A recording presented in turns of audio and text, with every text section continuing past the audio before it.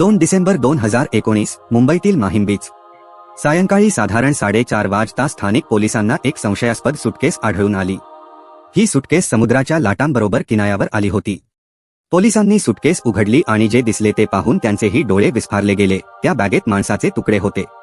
उजवा पाय आणि डावा हात एवढेच नाही तर ते अवयव अर्धवट कुजलेले होते. पण हा मृतदेह नेमका कोणाचा होता? त्याची हत्या का आणि कोणी केली? हे आपण या व्हिडिओमध्ये पाहणार आहोत. हा व्हिडिओ लास्ट पर्यंत बघा. यामध्ये तुम्हाला डिटेल माहिती मिळणार आहे. सुटकेस सापडून 24 तास झाले होते पण अजून त्या व्यक्तीची ओळख पटली नव्हती.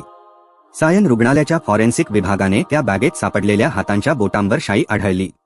याचा अर्थ काही दिवसांपूर्वीच त्या व्यक्तीने मतदान केले होते. पोलिसांना अजूनही डेड बॉडीची ओळख पटली नव्हती. पोलिसांनी पुन्हा सुटकेस चेक केली. त्यामध्ये त्यांना 2 शर्ट आणि 3 पॅन्ट्स देखील आढळून आले. यातील एक शर्ट रेडीमेड होता तर दुसरा मुंबईतील एका टेलरकडून शिवलेला होता. तो शर्ट मुंबईच्या कुर्ला भागात असलेल्या अल्मो मेन्स वेअर मधून शिवला होता. त्या शर्टाच्या तुकड्याच्या आधारे बिल बुक मधून माहिती मिळाली. त्या व्यक्तीचे नाव होते बेनेट रोबेलो.